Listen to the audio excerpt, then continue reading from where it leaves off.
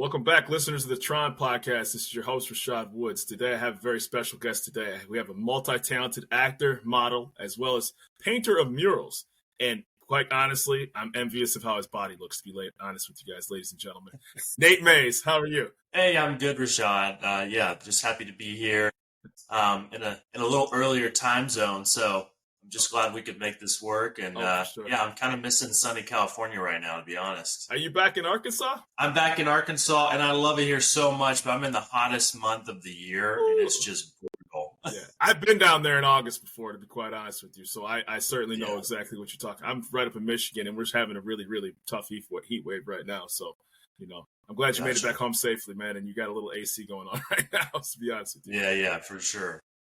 So I had the honor and pleasure of looking up the work that you do, and obviously you're from Arkansas originally, and you made the cross-country trip across LA to get into the acting and entertainment world, and you're doing really successful. So please tell us a little bit about your background. Yeah, I grew up in small town Arkansas, really family-oriented community, and I got bored, I guess. And I've always kind of been drawn to the arts, whether it's really any type of art, except for music. I'm not very good at music, but I guess I did musical theater. So, I was a theater kid, and I wanted to make that switch to television. I grew up watching movies. They really kind of shaped me in a lot of ways. And I knew LA was the place to do that. So I had a father in LA.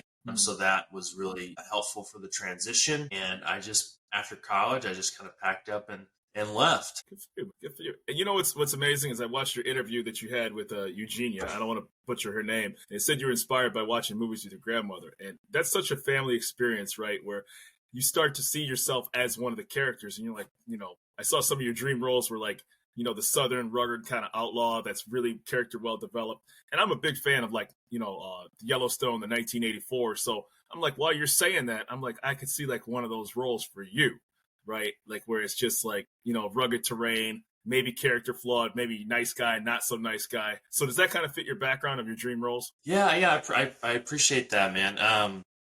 Growing up, I watched a lot of movies with my grandmother, and then my granddad, he got me on the Westerns. And I remember Clint Eastwood, Doc Holliday, and just those, I was like so drawn in by these characters. And it definitely manifested something in me because I've always loved Westerns. And so super excited to play some Western roles. I'm actually producing just a short film right now, 15, 20 minutes long. Nice. I'm with some friends and really, really talented people working on it. So I'm excited to just kind of dip my toes. I played a little bit of Western before, nothing like on a series or movie yet. But I'm really excited to see how this film turns out and just get my face out there wearing a cowboy hat. Dope.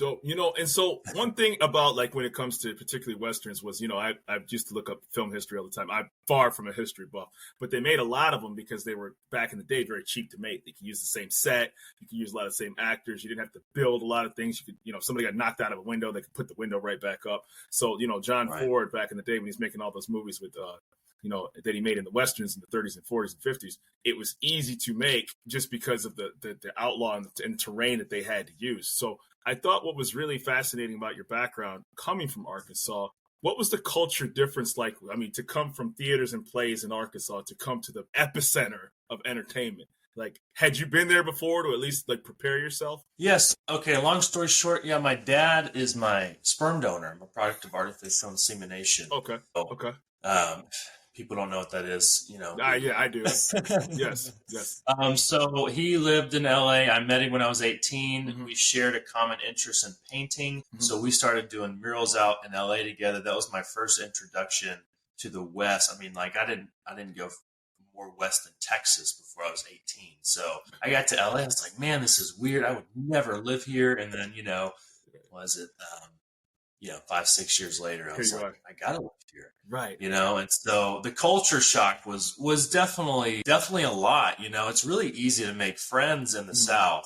It's more slow paced. There's not a lot of traffic, and you have more opportunity, I feel like, to meet people, LA is just like everyone in LA, they're working towards something. They're working towards a career. They're working towards something. And it's just rush. So that was tough. First couple of years were were tough just because for me, I'm a big community person.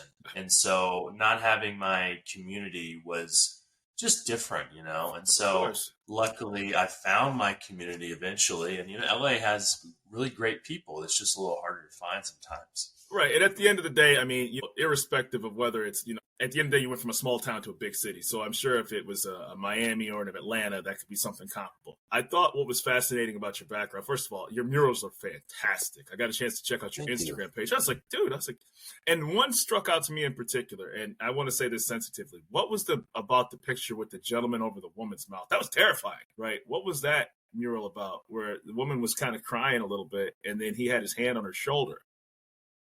Yeah, that was a project. I was drawing attention on sex trafficking. Wow. Yeah, and that was my sister and my brother-in-law were actually I didn't know who the hell I would ask. Hey, who could be my models for this? And I asked them, and they said, "Yeah, sure, we'll do it." And so, yeah, and so it was really, yeah, that was it just stood out so much, man. It was like, everything was kind of, and I don't want to cut you off, but it was like happy. And it was like, boom.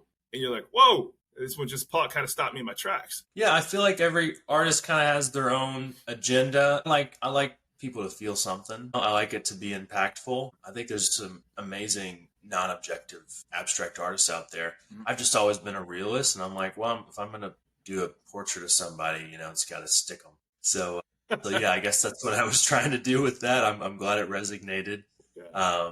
Yeah. I would love to. Yeah, I think that when I painted that, I was like, that was just a subject that I was really passionate about. I was like, you know, we really need to draw more attention on this. Oh, for sure. Yeah, it definitely stood out to me. That's for sure. And so, obviously, one of the questions I had when you go to Hollywood, you know, I'm not saying this in a bad way. What do people have to do to be successful, and how? I know it's competitive, so.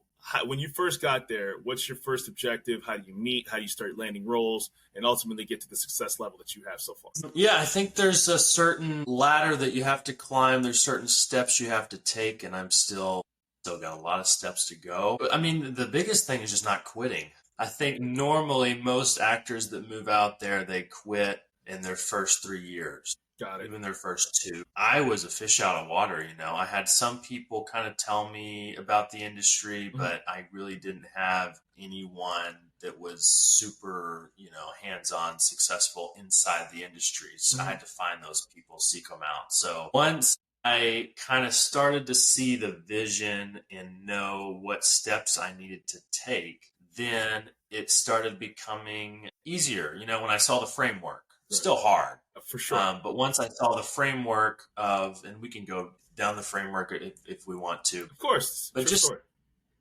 certain steps like, okay, start auditioning. Just see how it is. But, you know, before you can get auditions, you have to have professional headshots. I had the worst headshots. I got them in Arkansas. Nothing against this guy, but I mean, a waste of money. It was just, no one knew how to do. Everyone was doing. If you got headshots, you were lucky if they were good theater headshots. But no one knew how to do actor headshots in Arkansas. Maybe there was. I just didn't find the right person. But I remember I showed them to some manager. I was very lucky to get a manager, and just she really liked me. We hit it off. Right. She had a lot of connections. That was just pure luck. Like I didn't have anything. I just had a really, really good conversation. I knew how to sell myself. Yeah. So anyway, so she looked at my headshot. She's like, "Yeah, no." So luckily, she put me in touch with a guy that did really good headshots. Awesome. And then I'm like, okay, yeah, got the headshots. Got the real next. It's just a stepping ladder. Right. And so, I mean, I got, you know, and the problem is you don't know what you don't know. Right. And,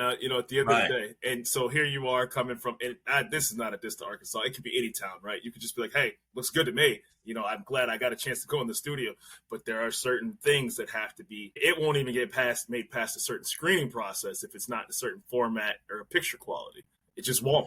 You know, and that's the fact of the matter. Can you tell me a little bit about your modeling career? Because I had a chance to see that carpet interview that you had, and it was an event with Leah, and I do not want to mispronounce this woman's last name, but I thought that was really, really, really well done. You got a chance to interview about your modeling. Yeah. Modeling is kind of new for me, and it's fun, you know, and everything I do is really to promote my film career. And if that's, you know, walking on a runway, sure, you know. Right. I'm a bodybuilder, not a competitive bodybuilder, I but saw I'm a that. trainer, and so yeah, and so I try to promote myself, and Right. however I can, and so yeah, Layla's really cool. She I just signed with her recently, and Mm. doing some runway, some modeling things, and I was really nervous to get into modeling. I was like, I don't know, because I had a pre I kind of prejudged how that world was, Okay. and it's not as bad as I thought. Like it's really really cool people. Everyone has their own thing they're trying to promote. So I'm having fun with it. Yeah, wearing some cool clothes. Getting some fashion advice. Can I just say, full disclosure, dude? You're over 6 feet tall. You're a bodybuilder, right? You work out, etc. I mean, why wouldn't they put you on? I mean, I'm just keeping it real. Like, I'm just like, they're looking at you like, dude, you're doing films, and then they see you in the gym, and then you have the characteristics that could fit this, right? I'm 8, right? So that shit ain't happening with me, right? So they're like, dude, you have to do this. And again, it's exposure for you and it's positivity. I thought, when you said your interview, and I say this respectfully, when you did it again with Eugenia, it was like, I'm not a gym bro, which I kind of chuckled at, right? Because they see, right, your pictures, you're working out, you're muscled, right? And I do martial arts, right?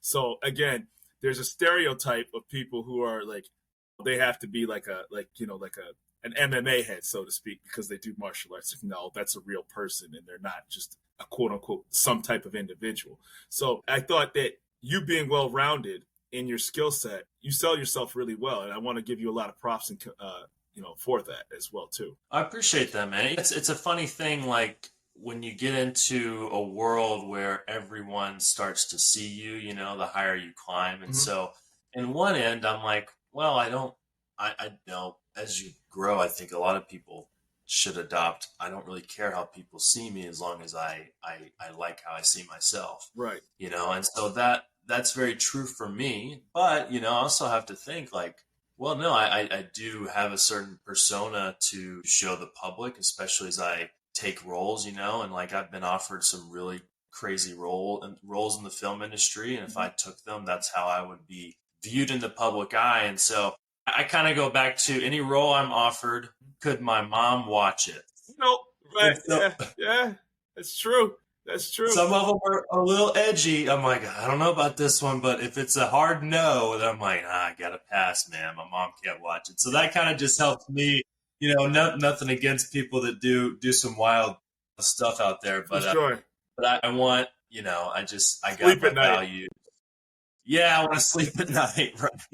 And the thing is about it too is that there's also, you've heard actors who took roles that it really put them in a dark place even after they took that role, right? In all seriousness, because if you're playing a certain type of character, you have to live in that world. You have to embrace those certain characteristics. Like if you're playing a particularly very dark historical character that had a lot of negative characteristics, it can really take a mental toll on you, whether it's losing weight, whether it's having to say certain terms that you may as a person be uncomfortable saying, to capture that character. And to your point, if you're all in, you're all in. If you're not, it's better for that to be someone else. Right, exactly. Yeah, I want to do justice to the writing, and so if I can't do that, I'm not gonna take it. I'm not gonna waste the writer's time, For and sure. that's a whole nother thing. You got to be respectful. Just Right. because you don't fit the script, doesn't mean someone else Right. doesn't. So here's the question. I'm always curious about this. And I say, again, you're in the film industry, so I don't want you to put you in a bad spot. But I always find it fascinating. A lot of films are based in New York, LA, TV shows all the time. But there's like a gap where there's not a lot of Southern shows. And like when you watch like True Detective season 1, it exploded, right? Because it was like, you don't get that Louisiana, Southern, you're from the South, right? Does it Yeah. ever say to you like, man, there's a gap of history here that really needs to be told and really, I don't want to say neglected, but gets on the back burner, so to speak, when it comes to portrayal on film and television. And that's why I think like a Yellowstone and its spinoffs has been so successful, because I loved it because it was so much different from what usually came out, because there's always a New York cop show coming out every week. Yeah, man, I think about this a lot, and because I've seen anything Matthew McConaughey's in where he lives in a Southern lifestyle, it's really good because he's from the South. Exactly. He's from Texas, and so Yes. he gets it. And so I I know these people. I've been in Arkansas, Texas. I got a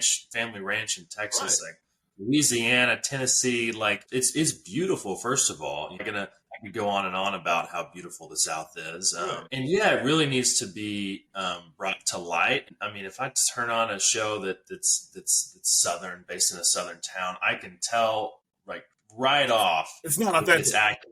And a lot of times they take the hillbilly stereotype way too far. That's my I'm like, point. hey, listen, Real talk. Like, and I say this, like, and I don't want to cut you off. I'm like, dude, like, it's 2025.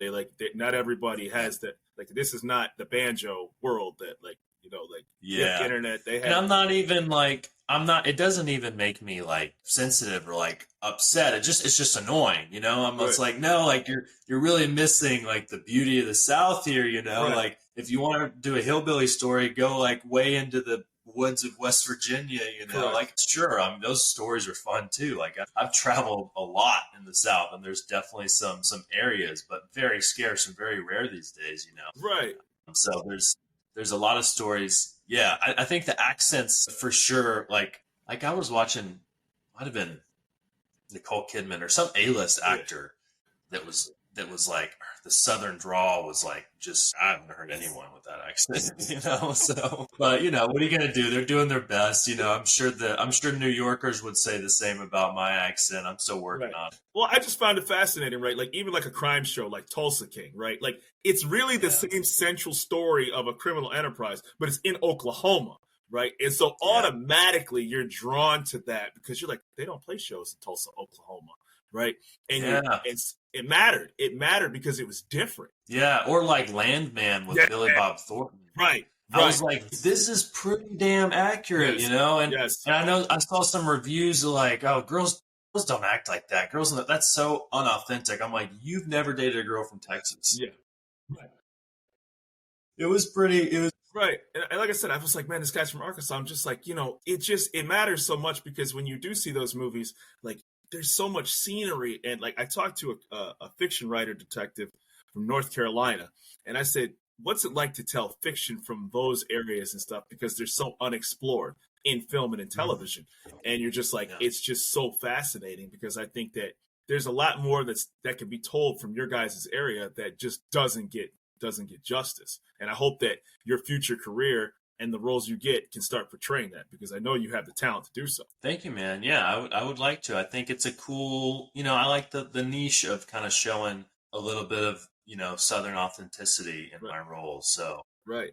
I at first I kind of saw it as an obstacle, but once I started seeing it, the opposite of that, it kind of really helps me out in the acting world. And yeah, it's really fun to bring that. And just briefly on this, if the dollars are showing like it is with Tyler Sheridan, respectively from those areas, then others will follow as well too because they see this because it mimics success, right? Because then he's from Texas. He's doing phenomenal on Paramount. So he's great. Oh, he's sensational, right? And so I watch everything he does. So just briefly, and I'm just going to pivot a bit if that's okay.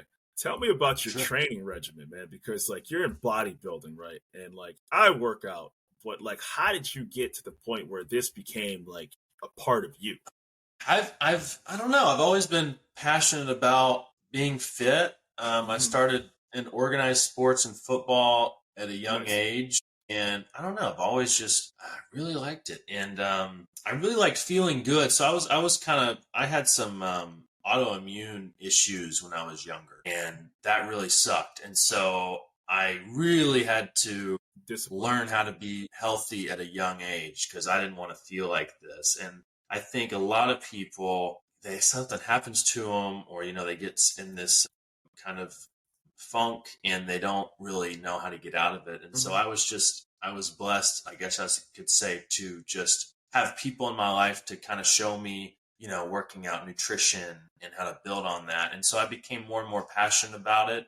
So it was always kind of my day job through college. I worked at a men's rehab where I taught them how to work out and kind of got them addicted to weights and not addicted to the other stuff, so that was really, really cool. And then in California, I was like, okay, I'm going to be an actor. I can either be a bartender or a personal trainer right now. And so I chose personal training. For sure, the latter of the former. Yeah, and so now I work at Dave Fisher's Powerhouse Gym, and it's like one of the mecca. It's not Gold's, but it's like one of the mecca of like old school bodybuilders. So I get to work with some really cool people that are really serious about it. And I always like to just be with people who are better than me, Right. and that goes a long way. Working out with like monsters, like actual Greek gods, So that, I don't know, it's cool. But man, coming to Arkansas, I'm looking at the menus. We're going out to eat, and it's crazy, dude. Like I lived here for 23 years, 22 years, and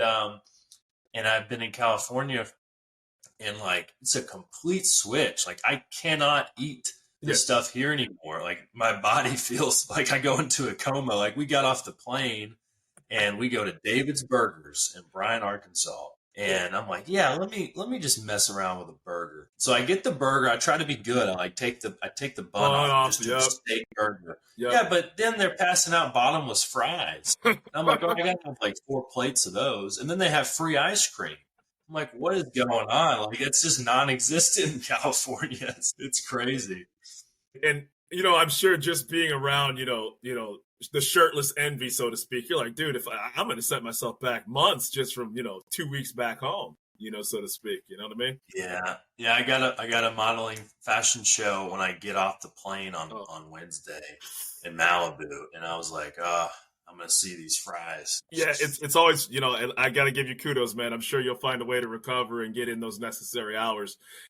When I do martial arts, I have a black belt in karate, brown belt in taekwondo, and I do Brazilian jiu-jitsu and Muay Thai, right? And so it's similar to your gym envy. Like, you're like, yeah, I'm pretty good at this. And then you get in there with somebody who, does the tournaments every other weekend, or is, and you're just like, smokes. This is for, like, you start realizing what's real and where your talent level lies. And it's a big humbling moment. I'll tell you that, man. Yeah, man. MMA is a whole different world. That's awesome that you do that. Everybody needs to get on the mat at least once in their life. I'm not an MMA. I want to, for disclosure on the show, I'm not a mixed martial artist. I take the style, I'm a student. I've never competed professionally. I've done tournaments. Now, I have done tournaments, but, jiu-jitsu. Sure. But you know the art form, you know, and it's a hobby. It's cool. You're right. It's a lot of fun, man. And martial arts is very, very, it's a huge discipline that's been a part of my life for a very long time. How did you, when you were doing theater in Arkansas, like as a kid, what was it? Schools? Was it independent? Where did it kind of come from? Oh, just high school. I started I guess I did a little plays, middle school. I did some stuff like Vacation Bible School, if anybody knows what that is. Yeah, I do. Yeah, and then so high school was like I did a play, and that was like the moment I actually I was a wrestler and I was a football player, and I got in a really bad health position, and I had to give up on. Luckily, football was over, but my wrestling, I was set up to be state champion in wrestling, and then I got a really really bad sickness, and I had to just stop, and I was like. And it was tough, but that transitioned me. My friend convinced me to do a play, and I got the bug, man. I was like, this is better than any sports game I've ever won. Like something like this is weird. It's artsy. It's like, I love this. And so that kind of stuck with me. I took it to college and I directed musicals. I organized plays. Yeah, and then I did some plays. I did a couple plays, and I was like, and it was just all fun. And then I was like, okay, hold on, am I just gonna mess around, or am I really gonna get serious? I really enjoy it, right. And so that's just kind of how it took place. Yeah, I checked out your Instagram too. I saw like you went to Chicago too as well too, and I thought that was really never been to Chicago. No, that's Chicago. What was the one with the sailors with the guys with the? Am I getting that wrong? Where it was like I saw something on your profile where they were like it showed like some World War II soldiers. I thought that said Chicago in it. Or was it? Am I getting? Sorry, I'm blanking. Where have I been? Did I get that incorrect? No, you probably got it right. I've been to several other countries. Okay, I saw the picture you did in India. So if I was incorrect with that, I apologize. Oh no, you're fine. I need to go to Chicago. But yeah, as far as plays and I think you're talking about a play in Arkansas that I did. Was it in Arkansas? Oh, and no, I'm sorry. You're right. I did a play in San Francisco. Okay. With the Sailors. Yeah. The play in San Francisco. Yeah, the Port Chicago 50 in Santa Monica, and then we went to San Francisco. Okay. I know I apologize. Like I said, I saw something. I was like, I thought when I saw the sailors in there, I was like, okay, maybe I got that wrong. So, and sorry for the brightness. No, you're good. The sun is coming up, rising in the east from my window here. So I'm not You're going. Good. You're good. I haven't died and gone to heaven yet. So yeah. Yeah, Port Chicago 50 was a really cool play. It was my first play in LA, so that was fun. Okay. Sure. Cool. Like I'm really excited for you. Now, you said you haven't done music, but you sing. How is your singing and your dancing? Because you get out of your comfort zone. So are you comfortable doing that? Man, it's okay. Okay. If I got someone teaching me how to dance, yeah, I've done a lot of musical theater, which involves dancing most of the time, and so I can learn. Okay. I know how to shuffle a little bit, you know. Okay. Yeah, music. I grew up singing, so I auditioned several times for some musical roles, and it's not like I don't know. Maybe one day I'll be on Broadway. Yeah. If it's there, it's there, you know. But for sure. But yeah, it's a whole nother world. It's hard to convey certain things through music. I think it's really intense, and a lot of musical theater people don't get enough credit. Like that's a hard job. I can only imagine. My oldest daughter plays violin, so it definitely nice. Seeing it up there. Yeah, it's and she wants to get into things like that, and I'm like, sweetheart, she does a really good job, and I'm encouraging her. But it's a whole other medium up there, playing an instrument and still conveying emotion, breath control, and then you're just like, these people are incredible.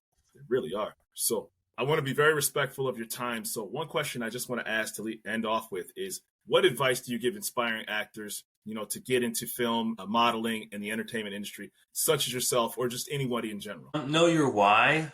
I guess if I'm answering right, I mean, I can talk about like the logistics, but I think keeping your mind okay, and adjusting to failure and adjusting to rejection, but knowing your why, I think it's unfortunate if you're coming in just to get famous. There's nothing against that. You can do reality TV, but you have to really know why you're doing it, because you're going to get burnt out if you don't, And so I've talked to a few actors where they're not really concrete in that. And it's really hard, when you're not very intentional about why you're an actor, and so if that makes sense. So once you have that, just laying down the framework, just get into class. That was so important to me. That's when things really changed, because I took a lot of theater classes in college and they were good. Like even renowned theater schools, people coming out of there would tell you like LA class is different.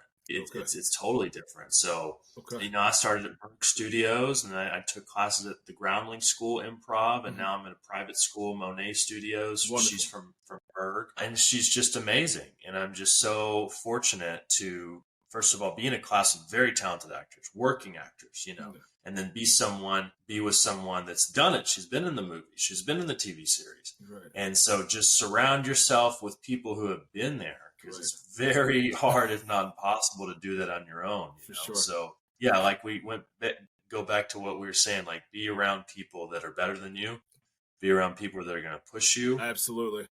And don't be one of those actors that says, I don't need to take class. It's going to mess up my whatever I have. No, that's BS, man. Like look at the greats, Brad Pitt, Tom Cruise. They all did classes. They're doing classes still. Like just be like one of the greats, get your butt into class, and surround yourself with people who can help you, who can guide you, be your mentor, and just send up a prayer to the universe if something happens. Right. It's no different than, martial arts. You should still always be a student, right? You should still always, and that's, really the philosophy, of any type of art. If you don't use it, you really do truly lose it. And your industry is very competitive.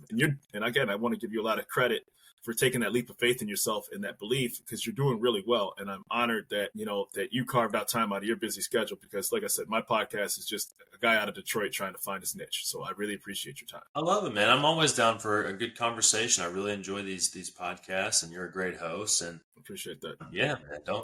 Don't say you're just a podcaster. Like the podcasting world is huge. Like we need to have conversations. Everyone's scared to talk to each other, Yeah, it's like the new thing where people just want to text, right? But everybody has to find their voice. I can't sing or dance or, and unless I starve myself for 6 months straight, I probably won't get a six pack, but I'm further along there than I was before. But at the end of the day, we all have to push ourselves to be better than what we were yesterday. So, That's right. So hey, much appreciate your time. So this is Rashad on the Tron Podcast with Nate Mays. We'll be seeing you up on billboards and movie trailers, worldwide very soon, I'm sure. Thank you. Thank you so much, Rashad. Enjoyed it. Appreciate you.